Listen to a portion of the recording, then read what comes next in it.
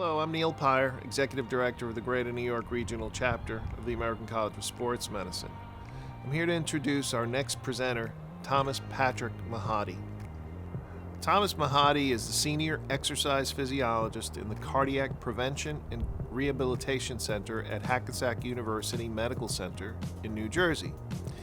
He's been part of the cardiac rehabilitation since its inception and an employee of the medical center since 1991.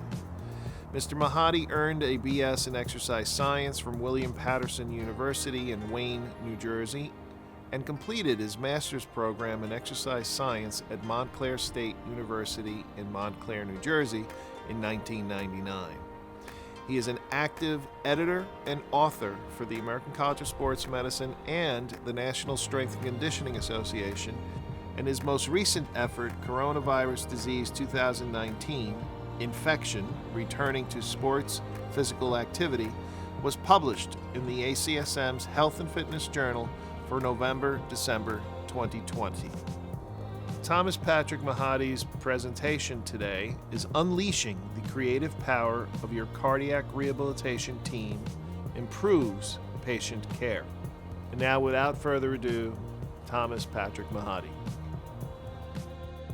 Hello and welcome to How Unleashing the Creative Power of Your Cardiac Rehabilitation Team Improves Patient Care. My name is Thomas Pat Mahady.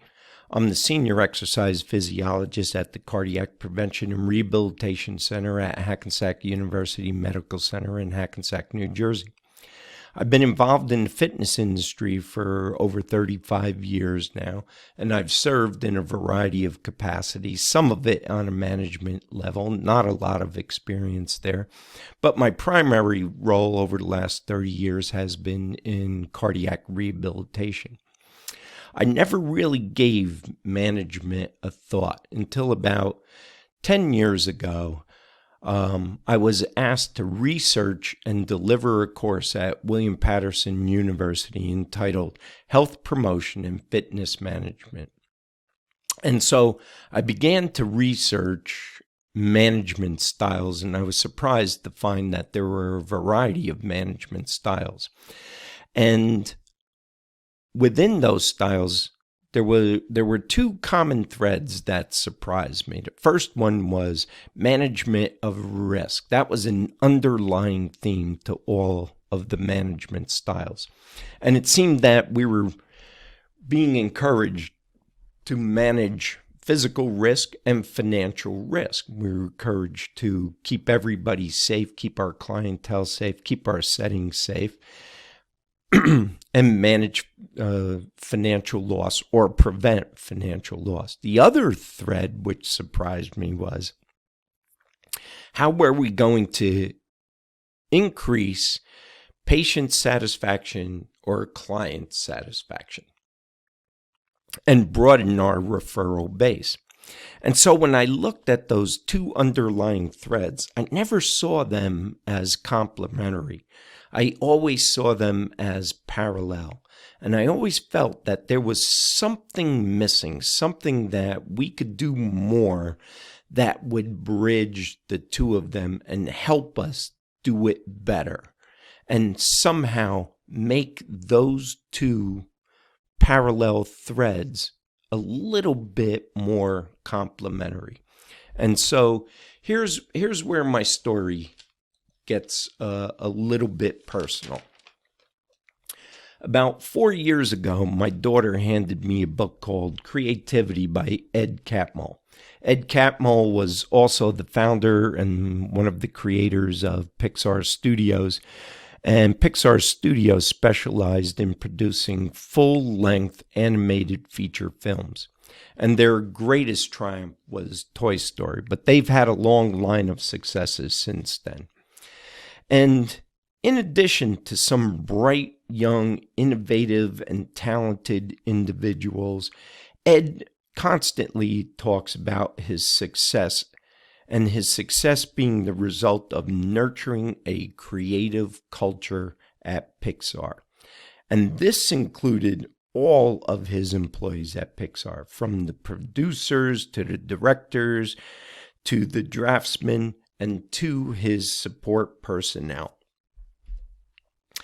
And he goes on to say that he is proud of the culture created at Pixar and feels that the success of Pixar is the direct result of everyone's contribution. In his book, Ed highlights the fact that everyone has a creative ability, and he states, if we are not striving to be creative in both our personal and professional capacities, then who are we? We have a tendency to define ourselves along a variety of definitions, but rarely do we define ourselves along our creative side unless we have some personal creative talent. Do we dance? Can we paint? Can we sing? Professionally, we may define ourselves, but rarely do we define ourselves in terms of being creative or having a creative professional talent. And I guess that's because that's our job. So we define ourselves according to our jobs, or we define ourselves professionally according to our jobs. And we could do that in a number of ways. We can define our success according to what salary we've achieved, how long we've been employed at the corporation. And in fact, and often, our creative side often runs parallel to our professional side, but rarely is our creative side or our professional side complementary. So we kind of think of them as two distinct and different definitions. So Ed goes on to define creativity. And when I read this, it kind of opened my eyes a little bit for me personally. Creativity involves a large number of people from different disciplines working effectively together to solve a great many problems. And when I read this statement, my creative juices were stirred and flowing, and in my mind I was searching for a new way to define what I was doing professionally for myself at the present time. And what have I done over the last 30 years, right? Because I never saw the creative process in my job. I knew I had duties to fulfill. I knew that I could deliver patient care. And personally, I had a creative side, but I never bridged my personal creative side with my supposed professional creative side. That was distinct and different. So it made me think and made me find the definition for my cardiac rehabilitation team. And here's what I think is our definition. The cardiac rehabilitation is a multidisciplinary team effort that includes both clinical and non-clinical personnel. And the goal of the team is to deliver patient-centered care that will translate into improved health and health-related behaviors for the patient. So Ed defined my cardiac rehabilitation team to a T, because that is what we do. That is what we do well. We solve problems. We solve problems for our patients with heart disease. We problem solve the comorbidities related to heart disease. We train individuals with physical, psychological, and emotional challenge, and we deliver patient-centered care. And we do it well. So the cardiac rehabilitation team is a large number of people from a lot of different disciplines and backgrounds. So our team consists of a variety of people, and we can start with our administrator. and we could work our way down to our direct manager. We have our floor supervisor. We have our nursing staff. We have our exercise physiologist. Our nutritionist plays a very valuable and important role in the delivery of care. We have social workers that look after the needs of our patient and steer them to the next level of care. If we have patients that have physical limitations or special needs, we can confer with a physical therapist and work around those limitations. Surprisingly, maintenance workers play a huge role, and they maintain the setting in which we deliver care. Our receptionist is usually that person who makes the first impression, especially with new patients. Our secretary does our billing and our finances and makes sure that we have the tools and the supplies to deliver patient care. And we even have our transportation people that ensure those persons who are limited can get from their home to the cardiac rehab center and then back home safely. So there's a lot of interplay among a multitude of disciplines that ensures good patient care. And no matter what our role is in the delivery of care, the patient's well-being is our number one priority. So we make the assumption that every member of our team is knowledgeable and talented and can perform the duties associated with their job. And how do we know that to be true? Well, we know that is true because of the corporate hiring process. Okay? The corporate hiring process ensures that hiring new talent is timely and efficient, and we also know it to be costly. So it's quite an undertaking for any corporation. And the process is timely in the fact that there's a review process, there are interviews that need to be conducted, there are background checks that need to be conducted.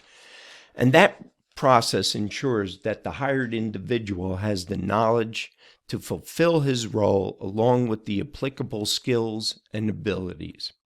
And great care goes into defining the new hire's duties and responsibilities, and a great amount of care goes into creating an awareness of the corporate philosophy, which creates a mindset to help that individual embrace the role they will play, and making them aware of their reporting relationships, which creates security, meaning they know that they can go to human resource and get much needed information, that they can confer with their managers and further define their roles and responsibilities. And if there are more pressing needs, then the manager can deliver that message to administration and ensure that that employee can be heard, right? So it works its way down the line, and each of the abilities and plays into the role that that new hire will fulfill. And we hope that the corporate hiring process ensures the acquisition of something we call the golden egg, right? So the golden egg is that prize. So we go through that timely and costly interview process, and we narrow the field down, and we try to pick out that one golden egg and bring that golden egg into the fold. And then we try to nurture it, and we try to make sure that it stays with us a long time, because if we lose that golden egg, we go through that very lengthy, costly process once again. So it's in our best interest to make sure that we nurture that golden egg. So we know that we have a talented and knowledgeable individual on our staff, but does it ensure creativity? And I'm not quite sure if that corporate process promotes creativity.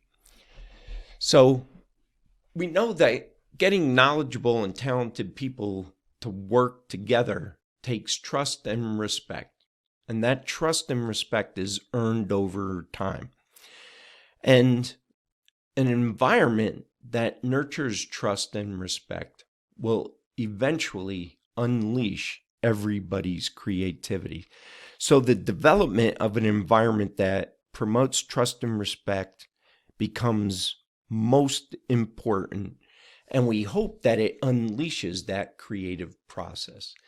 So what I'm trying to think about here is, how can we release the creativity inherent in people and improve what we sometimes interpret as a stifling corporate process?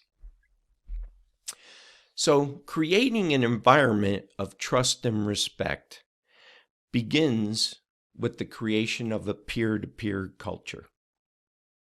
And this was a new thought for me. And in a peer-to-peer culture, creativity transcends job titles and corporate hierarchies. So, breaking down corporate hierarchies is the responsibility of the highest ranking official in the room or the meeting. And it's usually that administrator or that direct manager. And it's their job to reduce intimidation, because employees can be intimidated by the role that administrators and managers play. And this can be achieved through a couple of simple adjustments. So, a peer culture thrives in an atmosphere where there are no desks or tables for meetings or for face-to-face meetings. Desks and tables promote a hierarchy. So, a tableless meeting area promotes peer-to-peer communication. It's also up to the highest ranking official to sit back and watch the creative process unfold. And when people are comfortable in the environment that they're working in, they will share ideas and they will ensure progress. So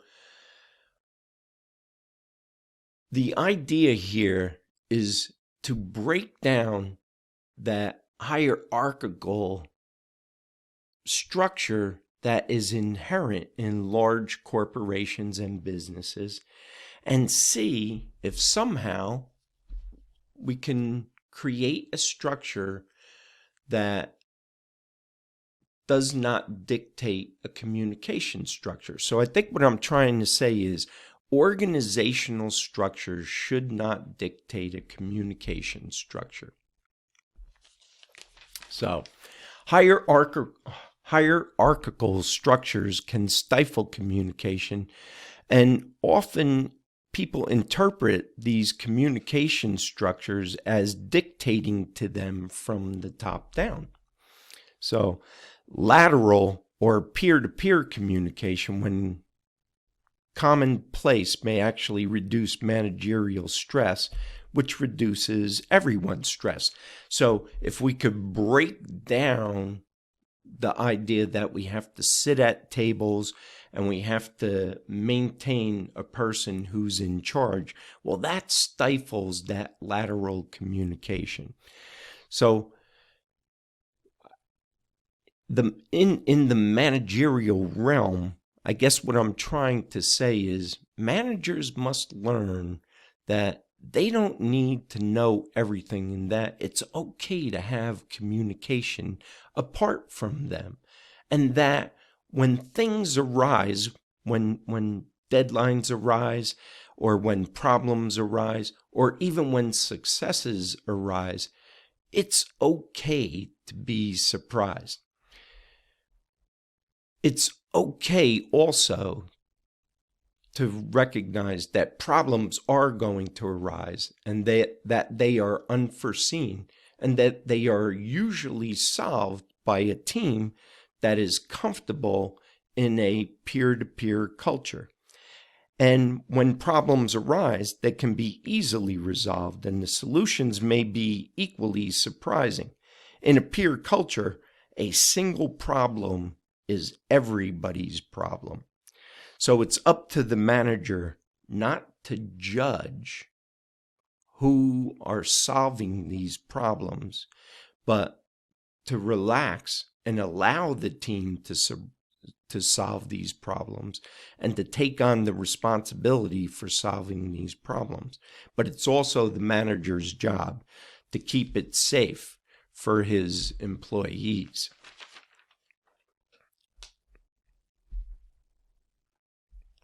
So there are a couple of other things that we can change in a hierarchical structure that would help to promote that peer-to-peer culture. So in a peer culture, new talent is welcomed, and that talent often arises from the academic world. So people who are young and just graduating have new ideas, and they bring a special set of skills and knowledge with them. New talent fosters new ideas, and everybody in the department has to learn to accept the fact that they may not be the smartest person in the room. You may have the most experience, but recognize that you haven't learned everything, and that the combination of new learning and experience is a powerful tool. Here's one of my favorite lines from the book. If two people are in total agreement with an idea, one of them does not belong. So it's important to hire people who are different from you. Hiring people who are different spurs growth. So you want to foster growth. So, and it's up to those people who are in management positions or administration positions to foster a common language among those disciplines, because that fosters growth. So it's okay to develop a common language. People in the midst of that development of that common language will develop key words or key phrases, and everybody recognizes the meaning of those key words or phrases. Sometimes they can be comical, but many times it spurs the team into action, and that increases productivity and it increases patient care. In a peer culture, pay attention to the well-being of your staff. Paying attention to the health and well-being of your coworkers is paramount to your success. Personal and professional happiness are paramount to the success of the department and also to your coworkers. And the health of your coworkers is very important. Experience will bring about the ability to read body language, and it's okay to ask questions because we're sensitive to the changes in our coworkers. Ensure that each other has the time to share with their family, meaning value their free time, value their weekends, value their vacation time, and give them the time to spend time with their family and to pursue their own personal growth. So respect their weekends and respect their vacation time. Nobody wants to hear that it's not a good time to take a day off or it's not a good time to vacation because of the volume of the work that we have. And don't be afraid to share your weekend exploits. Be sure to listen to other people's exploits. We can talk about ourselves quite a bit, but it's a valuable person who learns to listen very well. This helps to establish connections in a peer-to-peer culture. This kind of surprised me, but it made a lot of sense. And in a peer-to-peer culture, it's important to conduct postmortems. The conduction of a postmortem of both of your successes and failures, meaning you're reviewing your successes and you're reviewing your failures. So in a peer culture, and in that review process, the variety of responses may surprise you. In that process, people may expose their strengths and weaknesses, and you may also be surprised at the variation of the roles people played in that process. Listen to them and give honest criticism, and be prepared to accept honest criticism. A postmortem helps fight the urge to be complacent, and that's also in the face of success. So, complacency in the face of success means you're inclined to repeat that process again instead of venturing out and trying to grow and get better. So if you had great success, also promote it. Promote it within the corporation, promote it among your peers. And sharing success makes everybody a shareholder, right? Means that everybody is invested. So you want to highlight your success. You want to correct your failures. You want to seek out opportunities to grow. You want everybody to be invested in the process. And you want everybody to act as if they have ownership of the corporation. Also, in the process of creating a peer culture, one of the things that Ed Catmull goes on to say is that efficiency is good, but quality is better. Sometimes in an effort to be time efficient or financially efficient, quality suffers. Don't be afraid to share unfinished work, especially unfinished work that is close to a deadline. And in a peer culture, asking for help is a good thing. And be open to the array of ideas. And when sharing work or offering help, refrain from cliches. Don't use meaningless phrases such as good job or stay the course. Cliches are often meaningless and convey an air of disinterested. So be prepared to give constructive criticism and offer help. The more people who can have input into an idea or to help a person complete an unfinished project, the better the outcome they're going to experience. This is a very important step in creating a peer culture.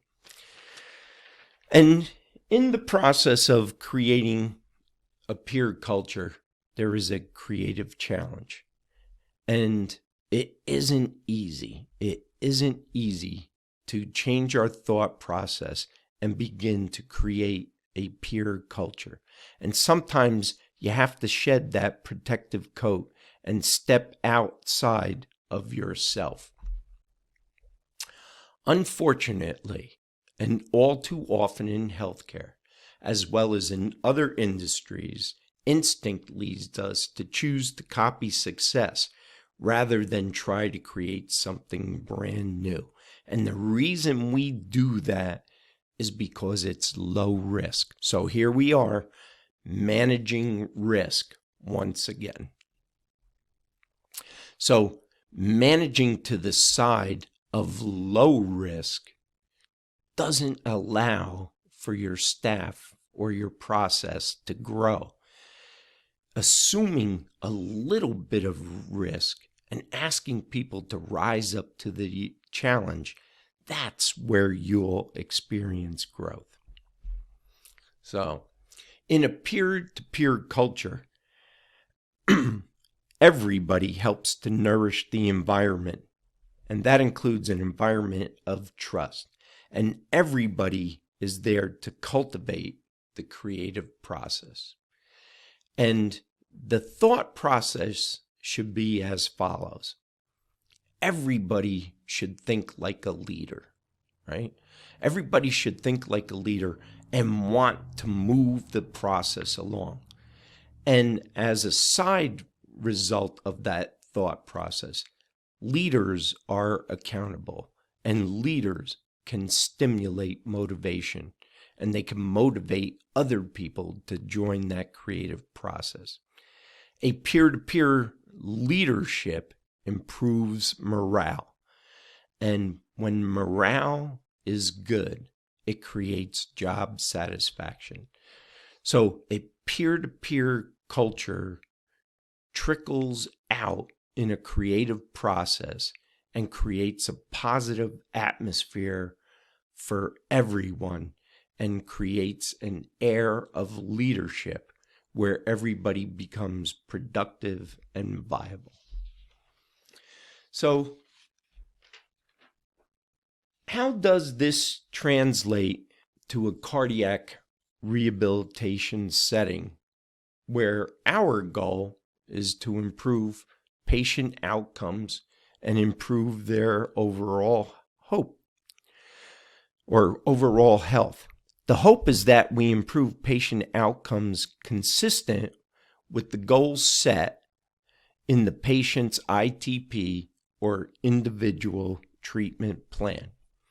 And the individual treatment plan is assessed according to 4 components of care. So similar to Pixar Studios, where they're confronted with a new script and everybody has input into that new script and works within a peer-to-peer culture, in a cardiac rehab setting, everybody is presented with a new individual treatment plan. And in a peer-to-peer culture in healthcare, everybody pulls upon their creativity to create, I guess it's kind of a script for the care of this patient. So patient outcomes, and we have to figure out, were we a success? We have to measure our success. So patient outcomes are assessed according to the 4 components of care. So we have clinical care, we have health care, we have behavioral care or behavioral change, and we have service. And I'm going to take a look at each of these individually briefly. So the clinical care component are those variables related to the disease status of the patient, and they are those quantifiable measures that reflect the effects of the rehabilitation treatment. Okay? So there are those things that we're going to put a number to in order to measure our success or failure. The healthcare component are those variables that may return a patient to their place of employment, thereby reducing their financial stress. And it can also restore the relationships of the patient with friends and family by reducing readmissions. And reducing readmissions is not only important for the patient, but it's also important for the corporation, right? So the corporation has to answer to insurance companies, and by reducing readmissions, we're not burdening the health system by populating the health system, and we're not burdening the insurance companies by asking them for more funds in order to support this person. So we want to reduce readmissions, and we want to restore the viability of that patient by returning them to work, right? So everybody's afraid of the loss of employment and the subsequent loss of income.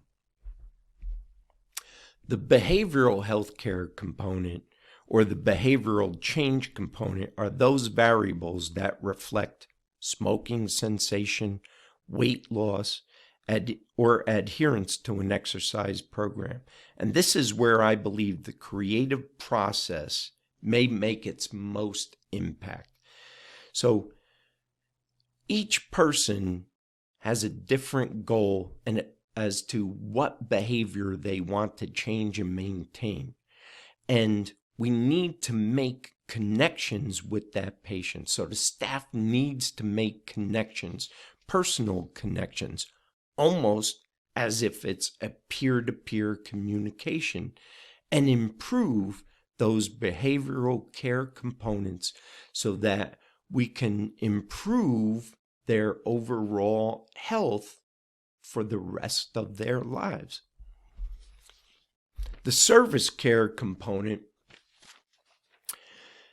is the delivery of service, and this goes back once again to patient satisfaction and rates of referral, and it kind of reflects a measure of success for the cardiac rehab team. It's good for the corporation, it's good for the employees, and it's good for everyone, and it is the premise of why we chose healthcare as our profession. We want to deliver healthcare. We want to take people and we take care of people, and we want to make people better. And for me, this is why I have always enjoyed healthcare. I've always enjoyed impacting people's lives, getting them to change, getting them to be satisfied and secure in the care that they've received at our medical center and in our rehabilitation center. So the four components of care, along with the goals of the patient, the four components of care provide the cardiac rehabilitation team with the foundation to initiate the creation of each patient's individual treatment plan. And that is key to the delivery of their care. The key word being individual there. With the creation of a peer-to-peer culture, the goal is to have every member of the cardiac rehabilitation team participate in that creative process to improve the clinical, health, behavioral, and service-related outcomes of the patient. The peer-to-peer culture created at Pixar Studios resulted in a great success when presented with a script for a new movie. And I believe that the creation of a peer-to-peer culture in cardiac rehabilitation may result in a greater success when presented with the formation of a new individual treatment plan. So, before I close here, this is probably the most impactful quote and my favorite quote from the book, Creativity, Inc. And Ed Catmull goes on to say, "You give a good idea to a mediocre team, and they will screw it up. But you give a mediocre idea to a great team, and they will either fix it or come up with something better." So I basically believe that there is room for the creative process in healthcare, and that the creative process benefits everybody, but it specifically benefits the patient. So, as a quick summary, to unleash that creative process in healthcare, and we see glimpses of it at times. We see unique displays of creativity that trickle into the care for the patient. And we highlight those little moments of creativity and we call attention to it. But after reading this book and recognizing the parallels between the entertainment industry and the healthcare industry, I think we can work harder to develop a bridge between the two ideas, which are fulfilling our job description and our roles and tapping into that creative process that's going to result in better healthcare outcomes. So in closing, I would just like to say that I appreciate the opportunity to present this to you today.